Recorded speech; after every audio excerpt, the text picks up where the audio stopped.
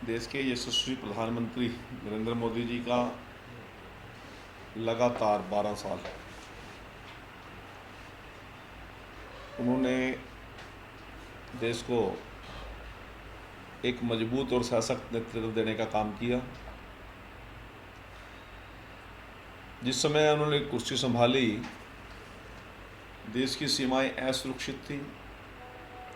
आतंकवादी पाकिस्तान से जम्मू कश्मीर का बॉर्डर पार करते थे।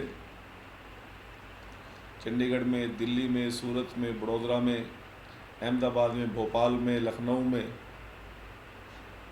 हैदराबाद में, बॉम्बे में बम ब्लास्ट करते थे और सुरक्षित वापस पाकिस्तान चले जाते थे। तो देश के प्रधानमंत्री लाल किले से बोलते थे कि मैं पाकिस्तान को आगाह करना चाहता हूं कि देश के अंदर आतंकवादी गतिविधियां बंद करें। 6-6 साल के बच्चे मेरे सैनिक को पत्थरों के साथ मारते थे। मेरे सैनिक के पास बंदूक भी थी, गोली भी थी, परंतु उनको चलाने का अधिकार नहीं था। पत्थरबाजी के साथ साथ मेरे सैनिकों का मनोबल तोड़ने का पिछली सरकारों ने काम किया। उनको जितनी गोलियां दी जाती थी उनका हिसाब मांगा जाता था। आतंकवादियों को सरकार का और विदेशी ताकतों का पूरा संरक्षण था, परंतु जब देश के कमान मोदी जी ने संभाली, उस दिन के बाद पाकिस्तान के आतंकवादी ने या तो जम्मू कश्मीर का बॉर्डर पार नहीं किया, यदि गलती से बॉर्डर पार कर दिया तो वापस पाकिस्तान अपने बंकर में नहीं जा सके, उनको वहीं ढेर कर दिया। तब देश के यशस्वी प्रधानमंत्री नरेंद्र मोदी जी ने लाल किले से बोला था कि या तो पाकिस्तान आतंकवादी गतिविधियों को संरक्षण देना बंद कर दे, नहीं तो घर में घुस के मारूंगा। एक बार नहीं, 3-3 बार घर में घुस के मारने का काम किया, आतंकवाद की कमर तोड़ने का काम किया। देश के अंदर बेतहाशा बढ़ती हुई महंगाई पर कंट्रोल किया। जिन देश के रेलवे स्टेशनों की, ट्रेनों की स्थिति ये थी कि सोचते थे लोग विदेशों के अंदर जिस प्रकार की रेल यात्रियों को सुविधाएं हैं कभी हमें मिलेगी। आज देश की सुरक्षित भी और सबसे बड़ी मजबूत और आधुनिक वंदे भारत जैसी ट्रेन चलाकर पूरे देश के नागरिकों का स्वाभिमान बढ़ाने का काम किया। जिस समय उन्होंने कमान संभाली, देश के अंदर लगभग 73 या 79 केवल और एयरपोर्ट बने हुए थे, सभी चालू हालत में भी नहीं थे, परंतु आज देश के अंदर 170 से ज़्यादा एयरपोर्ट वर्किंग में है। देश के नागरिक मन महसूस के रह जाते थे कि देश हम शायद कुछ भी नहीं कर सकते, और आज भारत का नागरिक ये कहता है कि मैं सब कुछ कर सकता हूँ। ये मेरे देश के मजबूत नेतृत्व ने लोगों के बीच में विश्वास पैदा करने का काम किया। आज पूरे देश के अंदर जिस प्रकार के ऑल इंडिया मेडिकल इंस्टीट्यूट, जिस प्रकार से बड़े बड़े ट्रॉमा सेंटर और देश का स्वास्थ्य की ओर देश के प्रधानमंत्री ने चिंता की। आज 70 साल से आयु का सभी बुजुर्गों को हमने आयुष्मान कार्ड दिया, चिरायु कार्ड दिया, और 5 लाख रुपए तक का मेरे बुजुर्गों का, मेरे साथियों के जेब के अंदर आयुष्मान कार्ड डाल दिया कि आप इलाज करा के आइए, पैसे नरेंद्र मोदी जी की सरकार देगी। चाहे लाडो लक्ष्मी योजना है, चाहे हर घर के अंदर स्वच्छ जल पीने के पानी की बात है, चाहे 7 लाख से ज़्यादा गांव के अंदर बिजली डायरेक्ट पहुंचाने की बात है। दुनिया की सबसे मजबूत और सुरक्षित सड़कें यदि बनी है 3-14 सालों के अंदर बनी। आज हमारी सड़कें और हमारे हाईवेज़ वर्ल्ड क्लास, हमारे सभी दुनिया भर के देशों से मुकाबला करते हैं। आज देश के किसान को सबसे बढ़िया रेट देने का हमारी सरकार ने काम किया। 2000 रुपये किसान सम्मान निधि के माध्यम से किसान को एक सुरक्षा देने का, उनको सम्मान देने का काम किया। इसी प्रकार से OPS ओल्ड पेंशन स्कीम, जो 1 रैंक 1 पेंशन थी, मेरे सैनिकों का, पूर्व सैनिकों का जो सम्मान बढ़ाया। आज प्रत्येक सैनिक गर्व के साथ कहता है कि मैं भारत देश का इतने समय देश की सेवा करके आया हूं और मेरा मान सम्मान बढ़ा।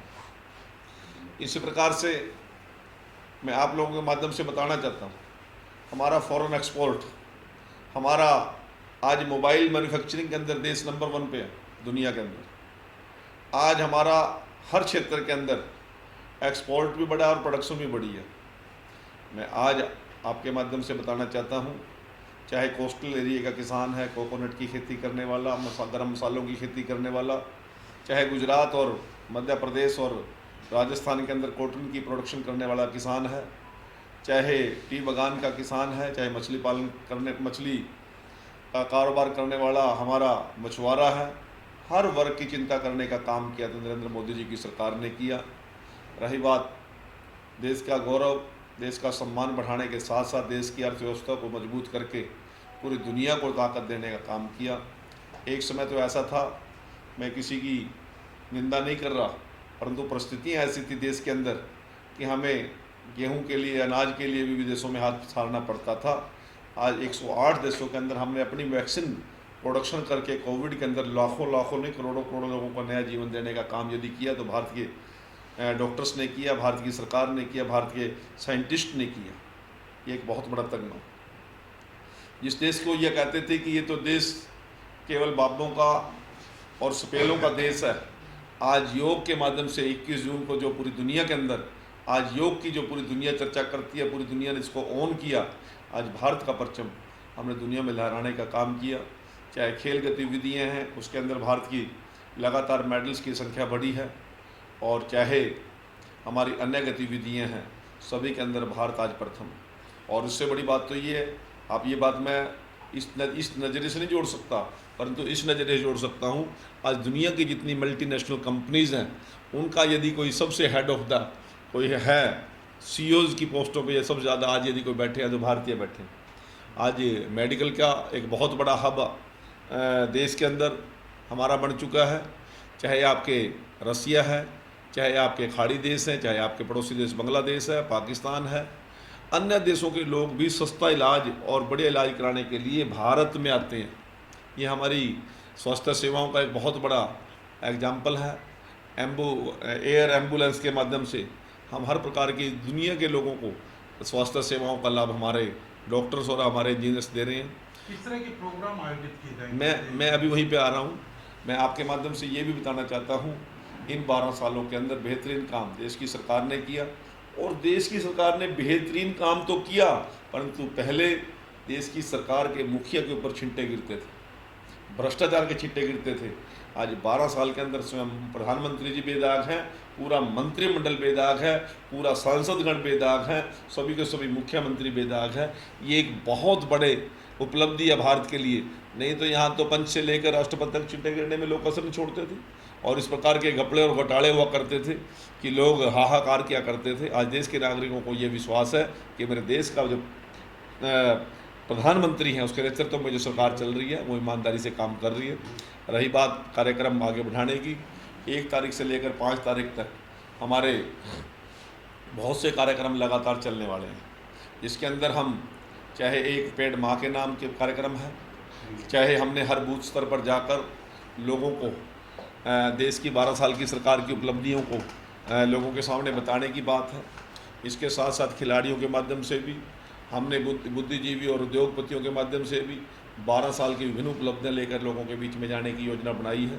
हमारे नवनियुक्त प्रदेशाध्यक्ष डॉक्टर अर्चना गुप्ता जी के नेतृत्व में हम सभी कार्यक्रमों को हरियाणा के अंदर भी सफलतापूर्वक हर बूथ पर लेकर जाने का काम करेंगे।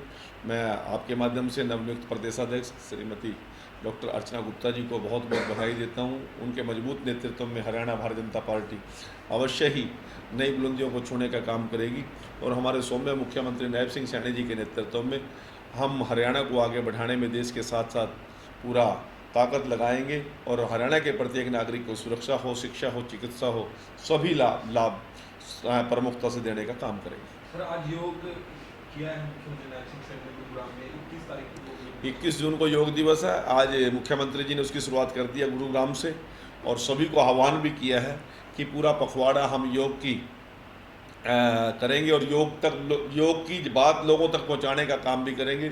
मैं तो पत्रकार महोदय के माध्यम से, आपके माध्यम से मैं तो आप लोगों को भी कहना चाहता हूं, आपको केवल कवरेज तो करनी है योग की, परंतु अपने आप को भी योग के साथ जोड़कर उसमें पार्टिसिपेट भी आप लोगों को करना चाहिए। आप सभी को मैं बहुत बहुत आभार और धन्यवाद। सर, नवनियुक्त प्रदेशाध्यक्ष का दायित्व डॉक्टर अर्चना गुप्ता जी को 3 तारीख को पद ग्रहण समारोह होगा हमारा 10 बजे पंचकमल पंचकुला में।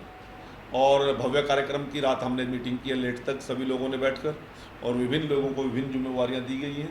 हरियाणा भर के सभी लोग, हमारे सभी कार्यकर्ता, सभी सांसद, सभी केंद्रीय मंत्री, सभी मंत्रीगण, सभी विधायकगण, सभी हमारे मेयर, जिला परिषद के चेयरमैन, सभी हमारे नगर परिषद के प्रधान, हमारे सभी नगर पालिकाओं के प्रधान, सभी पार्षदगण, सभी जिला परिषद के सदस्यगण, सभी उस कार्यक्रम में भागीदारी करेंगे। और एक भव्य कार्यक्रम का आयोजन पंचकमल में सुबह 10 बजे होगा। आपके माध्यम से मैं आपको भी और सभी हरियाणा प्रदेश के लोगों को जो भारतीय जनता पार्टी से और भारतीय जनता पार्टी के नेतृत्व से जो स्नेह रखते हैं, उनका अवश्य वहाँ पर पहुँचने का काम करें। ये सब तमाम मंत्रियों ने, मुख्यमंत्री ने, पीएम ने, सबने अपनी गाड़ियों के काफिले कम कर दिए कि पेट्रोल डीजल की खपत जो है वो कम हो। हरियाणा में पिछले कुछ दिनों में 19% इजाफा हो गया पेट्रोल की खपत का, डीजल की खपत का। क्या अपील करेंगे लोगों से ऐसे वैसे? देखिए, देश के प्रधानमंत्री जी ने जो खाड़ी देशों में युद्ध की स्थिति है और अवश्य ही पूरी दुनिया विश्व उनसे प्रभावित हुआ, उससे आयात और निर्यात पर दोनों पर प्रभाव पड़ रहा है उसका, उसी का आह्वान देश के प्रधानमंत्री जी ने किया है। और देश के प्रधानमंत्री जी ने आह्वान किया तो हम सभी को उसकी अनुपालना करनी चाहिए। हम सभी लोगों को संभवतः अपने वर्किंग प्लेस पर साइकिल का उपयोग करें, ई रिक्शा का उपयोग करें, ई व्हीकल का उपयोग करें, और ऐसा आह्वान किया है। और सभी मंत्रियों ने भी और मुख्यमंत्री ने भी स्वयं प्रयास करके उन काफिलों को कम करने का प्रयास किया है। परंतु आपने नई जानकारी दी, शायद मेरी जानकारी में ये डाटा नहीं था कि इजाफा हुआ है पेट्रोल की खपत का, डीजल की खपत का। मैं फिर पुनः प्रधानमंत्री जी के संदेश को आपके माध्यम से लोगों तक पहुंचाना चाहता हूं। देश के प्रधानमंत्री जी ने यदि कोई आह्वान किया है तो अवश्य ही हम उस पर चिंता करनी चाहिए, उस पर हमने गंभीरता के साथ सोचना चाहिए। और देश के प्रधानमंत्री जी और देश प्रदेश के मुख्यमंत्री जी इस चीज़ को बचत में लगे हुए हैं। और हालात ऐसे हैं कि वैश्विक संकट के कारण हमें भी संभल कर ऊर्जा के संसाधनों का ठीक उपयोग करने की आवश्यकता है। हमें सार्वजनिक के जो हमारे यातायात के साधन हैं उनका उपयोग करना चाहिए और एक दूसरे को साथ कम से कम यात्रा हम करें, ऐसा मेरा निवेदन है।